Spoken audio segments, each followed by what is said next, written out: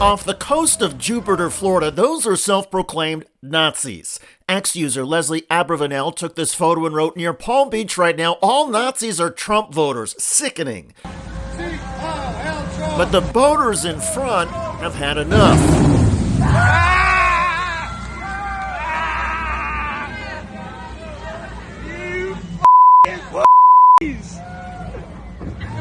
If you watch it again, you can see the Nazis got swamped by Trump supporters.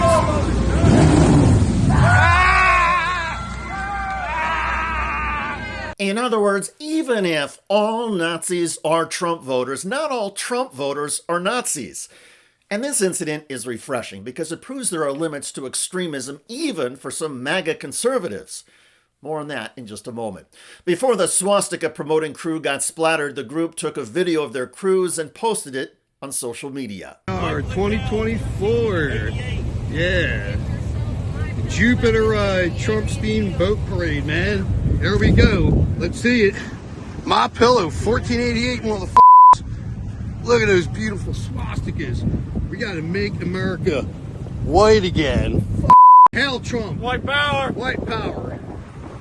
The advocacy group Stop Anti-Semitism alleges the person at the front of the boat is known anti-Semite John Menadio. He goes by Handsome Truth on social media and leads an organization that calls itself the Goyim Defense League. The Southern Poverty Law Center has classified the GDL as neo-Nazi and white nationalist. Menadio has a history of offensive stunts. 2 years ago, neo-Nazi head of Goyim Defense League arrested in Poland. John Menadio was arrested while he was protesting against Jews outside of the Auschwitz concentration camp in Poland, where 1.1 million Jews were killed. Neo-Nazis have repeatedly flocked to Donald Trump's presidential campaigns, and Trump's rhetoric bashing non-whites arguably continues to be music to the ears of racists. It's the enemy from within, all the scum that we have to deal with that hate our country.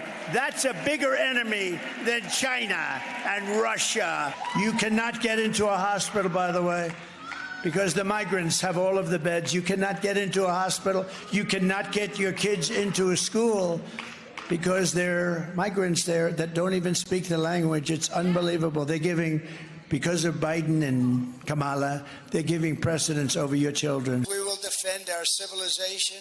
We will not be conquered. We will not be occupied.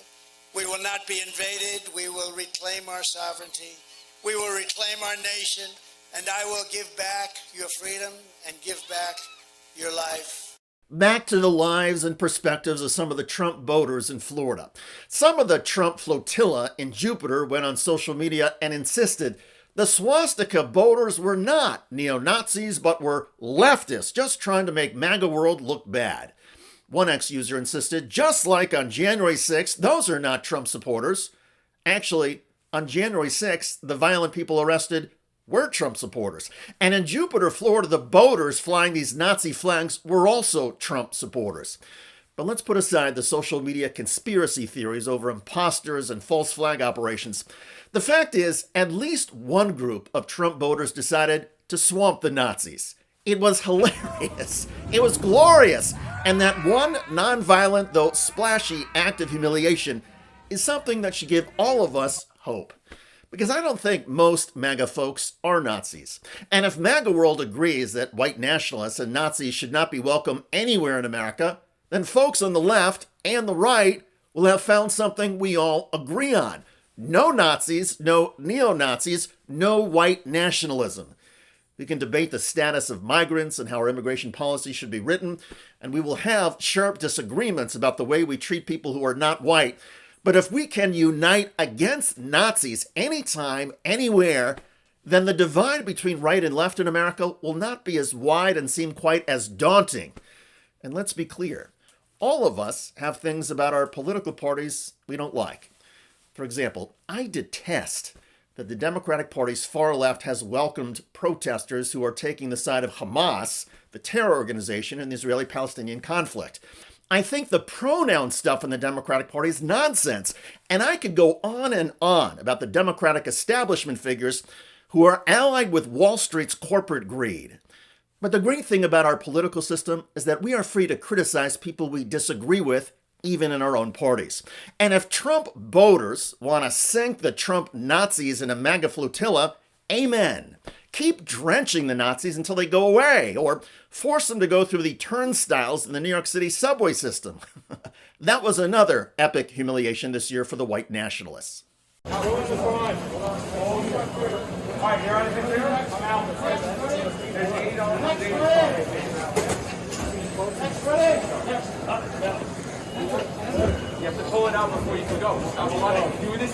Those guys with the khaki pants, blue shirts, face coverings, and stymied by subway turnstiles, those are Nazis. Patriot Front Nazis, a group of white supremacists who insist their ancestors conquered America and bequeathed it to them, white people, and no one else. Well, this group demonstrated over the weekend in New York City's Lower Manhattan. The point of the protest was unclear. Perhaps the Nazis were daydreaming about Donald Trump somehow winning New York? In any case, the morons struggled with the turnstiles at the Port Authority pass station near the World Trade Center and had difficulty following basic instructions from one of their group leaders. Pull it out. Go. Next stop. Coming up a few hundred. All right, guys. Who has one left? Hunter. This one's not opening up. All right, which one more? This one? Exceeded. Go. Come on. Yes, fair cards are a challenge for the Patriot Front. Remind me, what is it that white supremacists think whites are the best at? And how could these be federal agents, as far-right nutjobs insist, if these clowns don't know how to use a subway?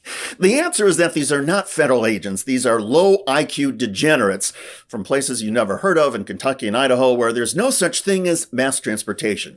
I kept waiting for one of the idiots to shout at another, "Somebody's got to go back and get a spitload of dimes!"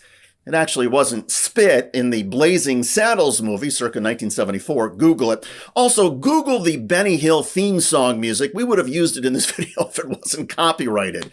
Anyway, now we know why Patriot Front members wear face coverings. They do not want to be identified as total nincompoops.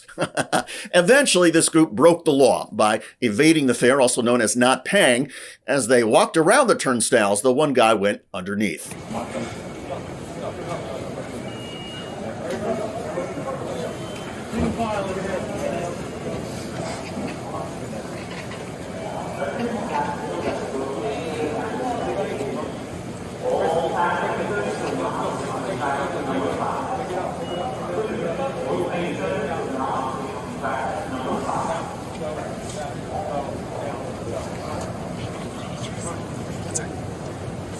The bottom line is that while Nazis and other hate groups have a constitutional right, like the rest of us, to use the subway system, march on public streets, wave their signs, and even fly their flags on a boat, the rest of us have a right to speak out and condemn the hate. And if in the process of condemning Nazis, our engines should churn up some water or humiliate the Nazis or get them wet, that's life. Free speech, as the hate mongers know, is not always clean and pretty.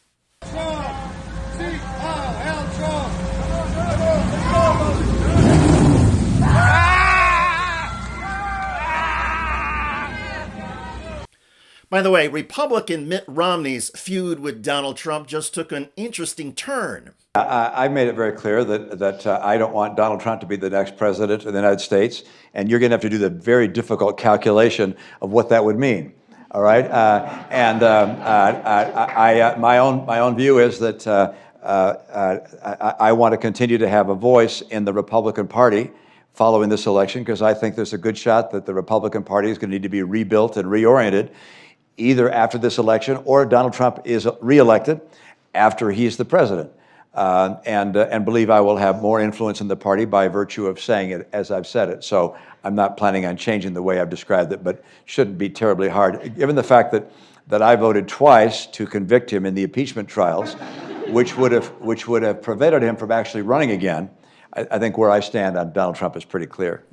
Check out that video at the link below. It generated a lot of comments on YouTube. One of the most popular is from MRS Joe, who wrote, "Mitt needs to take a lesson in courage from Liz Cheney." I hear you. I look forward to reading your comments about the Nazi Trump voters getting swamped and humiliated. I'm David Shuster. Thanks for joining us.